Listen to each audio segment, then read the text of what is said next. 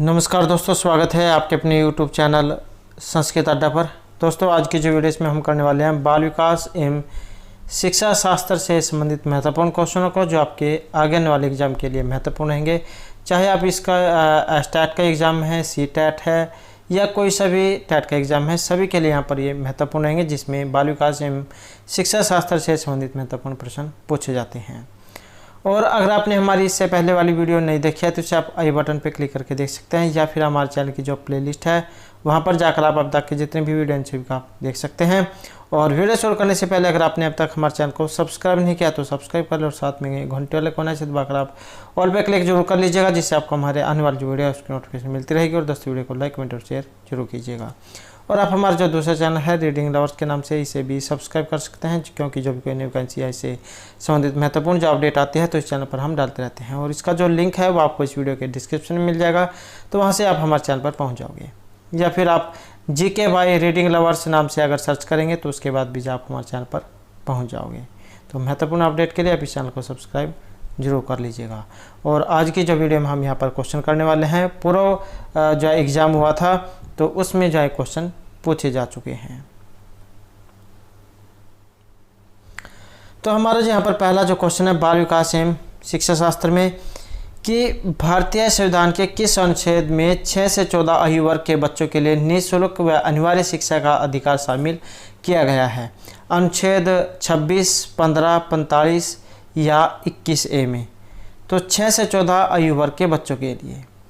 और ये जो अनुच्छेद है ये 21A इसके अंतर्गत है। तो भारतीय संविधान का जो अनुच्छेद है 21, इसके अंतर्गत शिक्षा का अधिकार एक इच्छित अधिकार माना जाता है।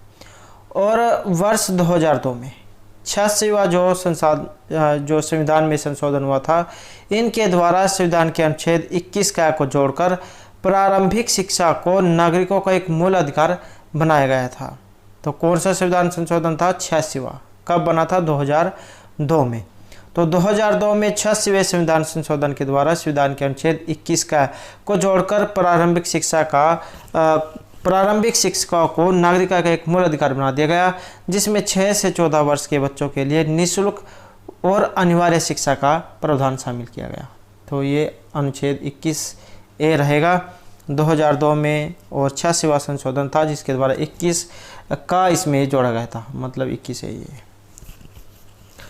नेक्स्ट है, क्रेस्मर ने व्यक्ति को निम्नलिखित में से किस प्रकार में वर्गीकृत किया है? तो ये प्रकार कौन सा है? क्रिस्काय मतलब दुर्बल, सुडोल, गोलकाय या इन सभी में? तो क्रेस्मर ने व्यक्तित्व को इनमें जो वर्गीकृत किया था तो ये सभी थे इसमें। तो क्रेस्मर जो थे इन्होंने व्यक्तित्व को 3 मुख्य प्रकारों में बांटा था। पहला जो है यहाँ पर आस्तिक या लेप्टोसोमिक, जिसमें पतले, छोटे और कमज़ोर आते हैं। दूसरा जो है एथलेटिक है, जिसमें पेशी और बड़े और अस्थिर ये आते हैं। और तीसरा है पियनाइक, जिसमें ये जो सब्जी वसा जो है ये आते हैं। तो इन्होंने जो व्यक्ति को 3 ये प्रकारों में बांटा था। तो ये भी आप याद रख सकते हैं, क्रिस्काय, सुडोल, गोलकाय। नेक्स्ट है हमारे यहाँ पर टैट। TET का उद्देश्य इनमें से किसका मापन करना है? या जो आपका यहाँ पर एग्ज़ाम लिया जाता है, कोई सा भी टैट हो तो वो भी आप उससे भी समझ सकते हैं कि वो किस लिए लिया जाता है। बौद्धिक क्षमता के लिए, अभिक्षमता, अभिवृत्ति या मूल्य के लिए? तो ये जो आपकी जो अभिक्षमता जो है उसको मापने के लिए किया जाता है कि आप जिस पोस्ट के लिए आगे जो है टीचर बनोगे तो उसके लिए आप जो योग्य हो या नहीं हो, तो उसके लिए जो किया जाता है, जिसका अर्थ किसी विशेष या क्षेत्र में ज्ञान, अभिरुचि, कौशलता इत्यादि जो विकसित करने की क्षमता से होता है। और यह किसी विषय में ज्ञान हासिल करने की अंतःशक्ति होती है। इससे शिक्षक छात्र की अभिक्षमता को भी आसानी से समझ जाता है। नेक्स्ट है, संघनन का सिद्धांत निम्न में से किसकी व्याख्या करता है? अधिगम, स्मृति, अभिप्रेरणा या सृजनात्मकता की? तो संघनन का सिद्धांत, और ये रहेगा स्मृति की। तो संघनन जो है इनका सिद्धांत स्मृति अर्थात जिसे आप मेमोरी कह सकते हैं, इसकी व्याख्या करता है। और ये जो मेमोरी जो है ये समेकन प्रक्रिया का एक वर्ग है। जो प्रारंभिक अधिग्रहण के बाद मेमोरी ट्रेस को स्थिर करता है और स्मैकिंग को सिनाप्टिक समेकन से भी अलग किया जाता है, जो देर के चरण दीर्घकालीन समाधान का पर्याय बन गया है। तो ये स्मृति जो है यहाँ पर इसका रहेगा।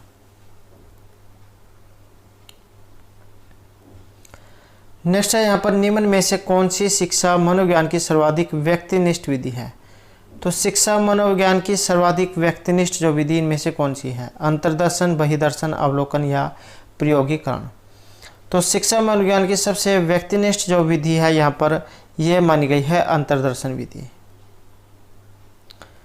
या आप कह सकते हैं आत्मनिरीक्षण विधि। तो शिक्षा मनोविज्ञान की सर्वाधिक व्यक्तिनिष्ठ मतलब आत्मनिष्ठ और विधि अंतर्दर्शन अर्थात आत्मनिरीक्षण विधि है। और इस विधि में व्यक्ति की मानसिक क्रियाएं आत्मगत होती हैं। आत्मगत होने के कारण आत्मनिरीक्षण या अंतर्दर्शन विधि आदि की उपयोगी होती है। और ये जो लोग जो है इनके अनुसार मस्तिष्क द्वारा अपनी स्वयं की क्रियाओं का निरीक्षण अंतर्दर्शन कहलाता है। तो ये जो लोग जो है उनके अनुसार यहाँ पर एक परिभाषा दी गई है कि मस्तिष्क द्वारा अपनी स्वयं की क्रियाओं का निरीक्षण अंतर्दर्शन कहलाता है। नेक्स्ट क्वेश्चन है हमारा यहाँ पर अल्बर्ट बंडूरा से, वेरी वेरी इंपॉर्टेंट क्वेश्चन है अल्बर्ट बंडूरा।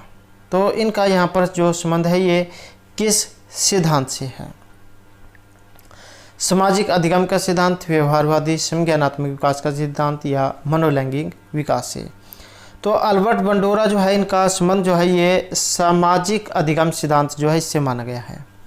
तो अल्बर्ट बंडूरा जो है एक प्रभावशाली सामाजिक संज्ञानात्मक मनोवैज्ञानिक हैं। तो क्या है सामाजिक संज्ञानात्मक मनोवैज्ञानिक। वह सामाजिक शिक्षा सिद्धांत, आत्म प्रभावकारिता और उसके प्रसिद्ध बेबीडॉल प्रयोग की अवधारणा के लिए जाने जाते हैं। अतः इनका जो सामाजिक सिद्धांत अवलोकन, अनुकरण और मॉडलिंग के महत्व पर बल देता है।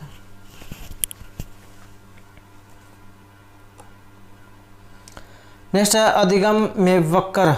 अधिगम वक्र में पठार बनता है परिपक्वता के कारण, अभिप्रेरणा, थकान या अभिरुचि के कारण। तो अधिगम वक्र में जो पठार बनेगा यह बनेगा थकान के कारण। जब अधिगम करते समय हम ऐसी स्थिति में आ जाएं कि हमारी सीखने की क्रिया की उन्नति बिल्कुल रुक जाती है, तो इस स्थिति में अधिगम में जो पठार होता है तो ये इस प्रकार का होगा। रोस के अनुसार अधिगम क्या है, सीखना। तो रोस के अनुसार अधिगम की प्रक्रिया की एक प्रमुख विशेषता पठार है और इससे उस अवधि को व्यक्त करते हैं जब सीखने की क्रिया में कोई उन्नति नहीं होती। तो इसलिए यहाँ पर दिए गए विकल्प जो इसमें से थकान के कारण अधिगम वक्र में पठार बनता है। नेक्स्ट क्वेश्चन है यहाँ पर दर्पण चित्तर परीक्षण किसको मापने हेतु प्रयुक्त होता है। अधिगम की गति के लिए, अधिगम अंतरण, सृजनात्मकता या अभिरुचि के लिए। तो दर्पण चित्तर परीक्षण इसका जो प्रयोग होगा ये अधिगम अंतरण के लिए होता है। जो अधिगम की प्रक्रिया को मुट्ठी से संबंधित करता है, फिर व्यक्तित्व के क्षेत्र में इसे बढ़ाया जाता है। तो इस परीक्षण का उपयोग हम अधिगम अंतरण, समन्वय और तंत्रिका, मनोविज्ञान, क्षति आदि में इनका प्रयोग करते हैं। तो ये जो इसका संबंध ये अधिगम का जो अंतरण है उससे माना गया है, आपने सिर्फ इतना याद रखना है। नेक्स्ट जो है हमारा यहाँ पर क्लाउड पिक्चर टेस्ट इनमें से किसके माध्यम में प्रयुक्त होता है। तो क्लाउड पिक्चर टेस्ट बुद्धि, व्यक्तित्व, अभिक्षमता या अभिरुचि में, और यहाँ पर रहेगा ऑप्शन 2 हमारा व्यक्तित्व। तो ये जो क्लाउड पिक्चर टेस्ट व्यक्तित्व के मापने में इसका प्रयोग किया जाता है। इसमें तनाव, प्रदर्शन परीक्षण, कार्यात्मक परीक्षण आदि के मापन के आधार पर व्यक्तित्व परीक्षण किया जाता है। नेक्स्ट है इनमें से कौन सा शेष से अलग है। टेट, 16 PF, रावण का परीक्षण या ड्राएमैन परीक्षण। तो इनमें से एक अलग है और यह है ऑप्शन 3 रावण का परीक्षण, क्योंकि इसका जो संबंध है वो शिक्षण में वर्बल और नॉन वर्बल अधिम्यूल को मापने के लिए किया जाता है, जबकि अन्य तीनों का संबंध मनोवैज्ञानिक परीक्षणों से है। नेक्स्ट है, यहाँ पर कुछ संख्याएं दी गई हैं, इनकी माध्यमिका क्या है, 8, 9, 10 या 9.5। तो इनकी जो यहाँ पर माध्यिका जो दी गई है ये 9.5 दी गई है, क्योंकि आंकड़ों की संख्या विषम होने पर मध्य क्रम की संख्या माध्यमिका होती है।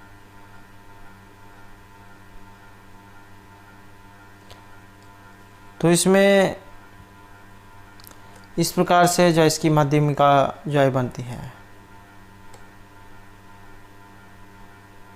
तो इस प्रकार जो ये 9.5, तो इसमें तीसरा अंक प्लस चौथा अंक बटे 2, ये वाला जो है तीसरा अंक और चौथा अंक बटे 2 यहाँ पर किया गया है। नेक्स्ट है, सोच या अंतर्दृष्टि के सिद्धांत का प्रतिपादन इनमें से किसने किया था, थॉर्नडाइक, गेस्टोलवादी मनोवैज्ञानिक, हेंगार्ट या स्किनर के द्वारा। और ये किया गया था गेस्टोलटवादी मनोवैज्ञानिकों के द्वारा। तो सोच या अंतर्दृष्टि के सिद्धांत का प्रतिपादन ये गेस्टोलट जो है इन्होंने किया था। और सीखने का पूर्ण और सबसे व्यवस्थित उपचार कोफा के गेस्टोलट मनोविज्ञान के सिद्धांत 1935 में पाया गया था।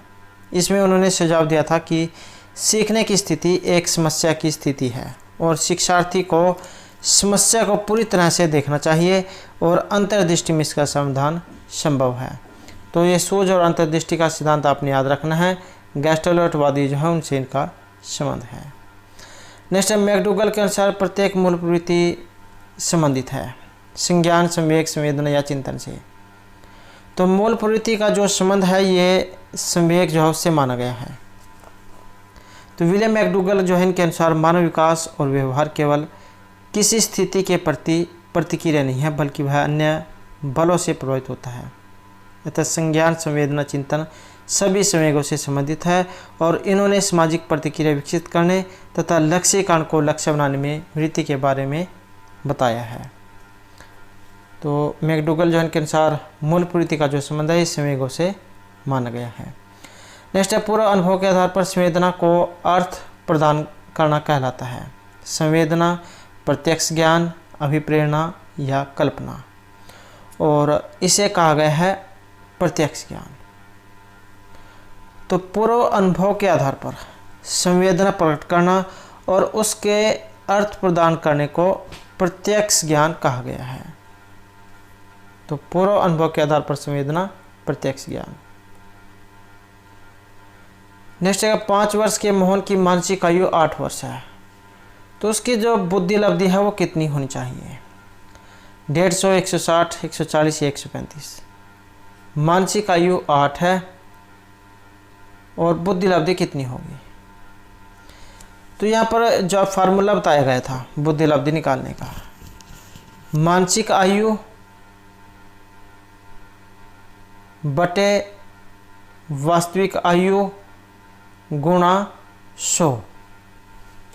तो इस प्रकार से ये जो है यहाँ पर ये फार्मूला लगाया गया था बुद्धि लब्धि निकालने का, मानसिक आयु बटे वास्तविक आयु गुणा 100।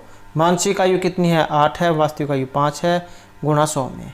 तो इस प्रकार से जो है यहाँ पर ये कट जाएगा और 160 जो है ये हमारा आएगा। तो बुद्धि लब्धि कितनी है, 160 है। नेक्स्ट है, कौन सा बुद्धि लब्धि स्तर मंद बुद्धि वाले बच्चों का प्रशिक्षण योग्य बुद्धि लब्धि स्तर कहलाता है। तो कौन सा बुद्धि लब्धि स्तर मंद बुद्धि वाले बच्चे का प्रशिक्षण योग्य बुद्धि लब्धि स्तर कहलाता है, 70 से 79, 50 से 69, 36 से 49 या 35 एवं निम्न। और ये है 35 एवं निम्न। तो 35 एवं 20 तक की जो IQ बुद्धि लब्धि वाले बालक को प्रशिक्षण योग्य बुद्धि लब्धि स्तर कहा जाता है। यह न्यूरोलॉजिकल शर्त की जरूरत होती है जिसे बुनियादी कौशल और पर्यवेक्षण के साथ सिखाया जा सकता है। तो ये जो है यहाँ पर बुद्धि लब्धि स्तर मंद बुद्धि बालक वाले बच्चों का जो प्रशिक्षण योग्य बुद्धि लब्धि स्तर जो है ये 35 और इससे कम माना गया है। नेक्स्ट है यहाँ पर ये रोसा, हरमन रोसा आपने नाम सुना होगा, तो जिनके नाम पर इसका नाम रखा गया है ये रोसा इंक ब्लेस्टेड, हरमन रोसा। तो इनका प्रयोग इनमें से किसके मापन हेतु किया जाता है? व्यक्तित्व, बुद्धि, अभिरुचि या अभिप्रेरणा के मापने के लिए। और यहाँ पर एक हमारा ऑप्शन एक ही है, व्यक्तित्व। तो रोसार्क परीक्षण मतलब हरमन रोसा इनके द्वारा दिया गया था, जिसे रोसार्क सही धब्बा परीक्षण अथवा रोसार्क तकनीकी जो परीक्षण है कहा जाता है। और यह एक मनोवैज्ञानिक परीक्षण है जिसमें किसी व्यक्ति की व्यक्तित्व, विशेषताओं, भावनाओं और कार्यविधि की जांच की जाती है। इस परीक्षण का नाम स्विस मनोवैज्ञानिक हरमन रोसा के नाम पर रखा गया था। तो ये सही धब्बा परीक्षण है। जब आपने बीएड की होगी तो उसमें जो है ये परीक्षण जो कराए जाते हैं, जिसमें एक कागज़ है उस पर जो सही डाल दी जाती है और उसको फिर जो फोल्ड किया जाता है और फिर उसको खोला जाता है। तो उसमें जो आकृति आती है उसी के आधार पर फिर जो उसमें जो भी कुछ आकृति बनती है उसके ऊपर जो आपने विचार देने होते हैं। तो इस प्रकार के कुछ परीक्षण हैं जो आपने बीएड में किए होंगे। नेक्स्ट है, इनमें से कौन सा विषमृति का एक कारण नहीं है? तो विषमृति का एक कारण नहीं है सीखने की कमी, स्मरण करने की इच्छा, मानसिक द्वंद्व या सीखने की दोषपूर्ण विधियाँ। तो एक कारण नहीं है और यह है स्मरण करने की इच्छा। अगर यहाँ पर और ऑप्शन हम देखें तो इसमें भी कमी है, यहाँ पर द्वंद्व है, यहाँ पर दोषपूर्ण है। तो एक नहीं है, तो ये नहीं वाला ऑप्शन 2 हमारा रहेगा, स्मरण की इच्छा। तो स्मरण या याद करने की इच्छा विस्मृति अथवा एक भूल का कारण नहीं है, बाकी से सभी विस्मृतियों को प्रभावित करते हैं। सीखने में कमी, मानसिक द्वंद्व, सीखने की दोषपूर्ण विधि, समय की कमी, कमजोर स्वास्थ्य, दोषपूर्ण मानसिक स्थिति, हस्तक्षेप, आराम, नींद का भाव, ये सब इसमें आते हैं। नेक्स्ट क्वेश्चन है, वह विज्ञान जो संख्यात्मक पदार्थ को एकत्र करने, विभाजित करने, प्रस्तुत करने, तुलना करने और व्याख्या करने की विधि से संबंधित है कहलाता है? सांख्यिकी, गणित, ज्यामिति, संभाव्यता। और यहाँ पर रहेगा हमारा जो ऑप्शन है ये एक, सांख्यिकी। तो यह विज्ञान सांख्यिकी है जो संख्यात्मक आंकड़ों का संग्रह करने, विभाजित करने, प्रस्तुत करने, तुलना करने और व्याख्या करने की विधि से संबंधित है। और यह डाटा के संगठन से संबंधित विधि है। इसमें सर्वेक्षणों को भी शामिल किया जाता है। नेक्स्ट है, पिछड़े बच्चों के लिए शैक्षिक लब्धि की अवधारणा ये किन के द्वारा दी गई थी? गार्डन, सोनेल, बटन हॉल या सिरिल भट्ट के द्वारा? और ये दी गई थी सिरिल भट्ट के द्वारा। सिरिल भट्ट जो इन्होंने पिछड़े बच्चों के लिए शैक्षिक उपलब्धि की अवधारणा दी थी और इन्होंने पिछड़े बच्चों के लिए शैक्षिक उपलब्धि को सांख्यिकी के रूप में निर्धारित किया है। नेक्स्ट क्वेश्चन है, निम्न में से कौन सा एक उत्तम परीक्षण की विशेषताओं से भिन्न है? तो यहाँ पर एक अलग है, एक उत्तम परीक्षण की विशेषताओं से भिन्न। विश्वसनीयता, वैधता, वस्तुनिष्ठता या अभिक्षमता। और ये माना गया है यहाँ पर वस्तुनिष्ठता को। तो प्रत्यागमन का सिद्धांत बुद्धि के सिद्धांत से संबंधित नहीं है। यहाँ पर इसमें से बहुत से क्वेश्चन जो एग्जाम में पूछे जाते हैं। एक जो सिद्धांत वाला जो क्वेश्चन है ये एग्जाम में आता है कि कौन सा जो सिद्धांत है किन के द्वारा दिया गया था। जैसे बुद्धि का एक कारक का सिद्धांत या एक तत्व का सिद्धांत, यह दिया गया था अल्फ्रेड बिने के द्वारा। दूसरा है बुद्धि का द्विकारक सिद्धांत या द्वितत्व का सिद्धांत, यह दिया गया था स्पिनमैन के द्वारा। तीसरा है बुद्धि का बहुकारक तत्व का सिद्धांत, यह दिया गया था थॉर्नडाइक के द्वारा। बुद्धि का त्रिकारक तत्व का सिद्धांत, यह दिया गया था स्पिनमैन के द्वारा। बुद्धि का समूह कारक या समूह तत्व का सिद्धांत थ्रस्टन के द्वारा। प्रतिमान सिद्धांत थॉमसन के द्वारा। बुद्धि का पद अनुक्रमिक सिद्धांत बर्ट व बर्टन के द्वारा। बुद्धि का त्रिआयामी सिद्धांत ये दिया गया था जेफे गिलफोर्ड के द्वारा। ब्लूम का सिद्धांत ये ब्लूम के द्वारा ही दिया गया था। कैटन का धारा प्रवाह तथा स्पष्ट सिद्धांत ये दिया गया था कैटन के द्वारा। बुद्धि का और बुद्धि खास सिद्धांत यह दिया गया था हब के द्वारा। तो ये जो कुछ यहाँ पर सिद्धांत मनोवैज्ञानिकों के द्वारा दिए गए हैं जो एग्जाम में पूछे जाते हैं।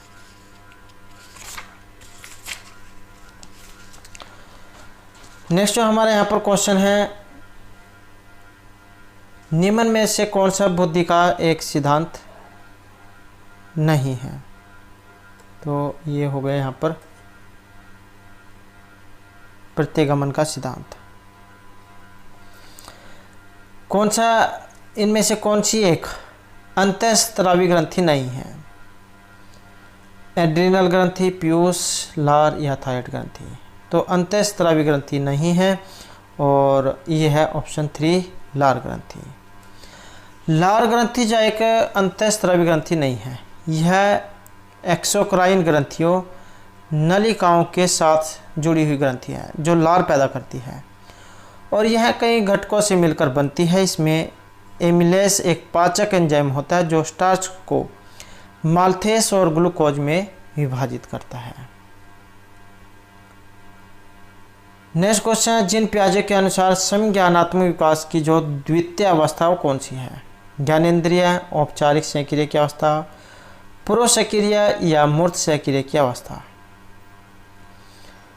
तो जिन पियाजे के अनुसार संज्ञानात्मक विकास की अवस्था ज्ञानेंद्रिय, औपचारिक, पूर्व या मूर्त सक्रियात्मक अवस्था। और यहाँ पर जो हमारा सी आंसर जो ऑप्शन रहेगा 3 है, पूर्व सक्रिय की अवस्था।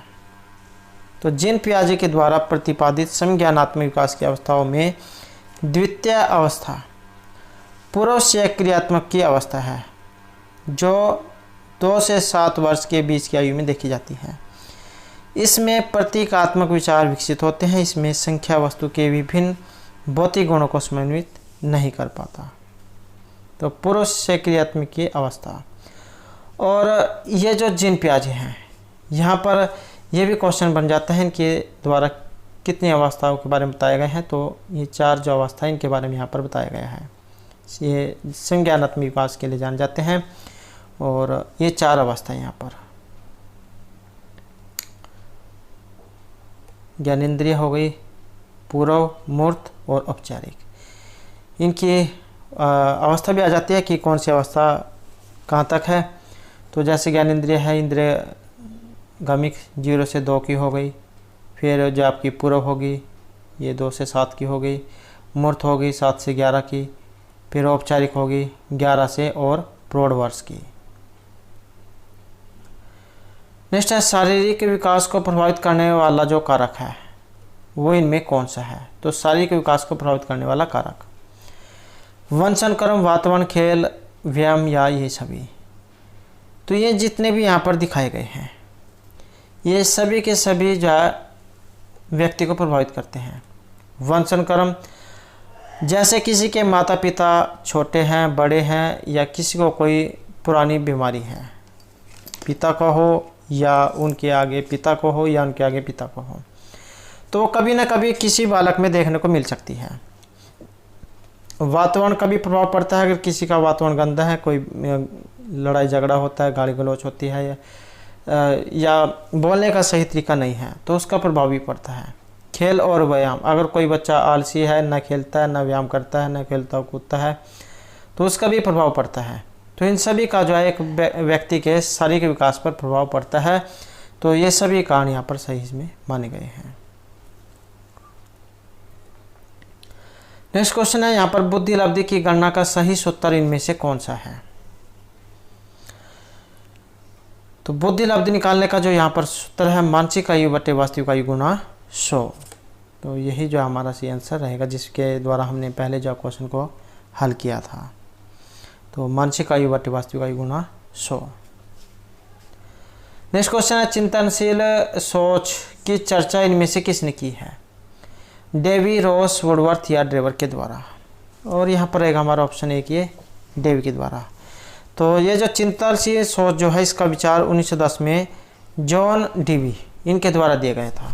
तो ये आपने याद रखना है, ये चिंतनशील जो सोच है इसका विचार किसने दिया था? तो जॉन डीवी के द्वारा। कब दिया गया था?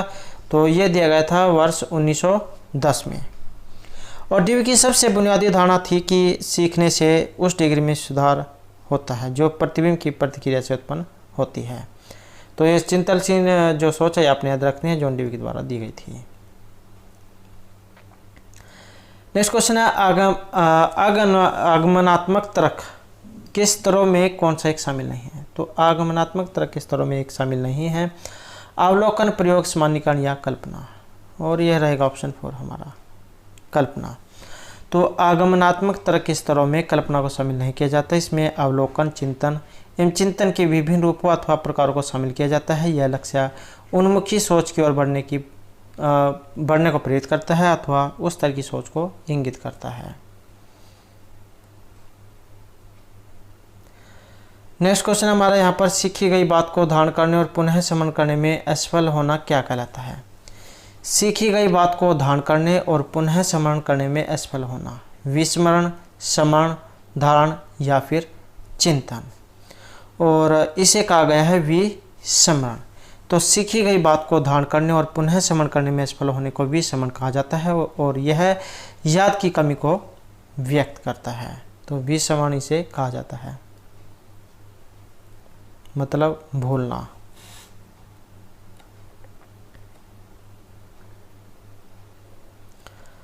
नेक्स्ट क्वेश्चन है हमारे यहाँ पर मूल प्रवृत्ति की एक प्रमुख विशेषता है जो पाई जाती है केवल मनुष्यों में, बिल्ली और चूहों में, सभी प्राणियों में तथा यह जन्मजात प्राकृतिक होती है और केवल कलाकारों में पाई जाती है। तो मूल प्रवृत्ति की जो एक मुख्य जो विशेषता है ये सभी प्राणियों में तथा यह जन्मजात और प्राकृतिक होती है।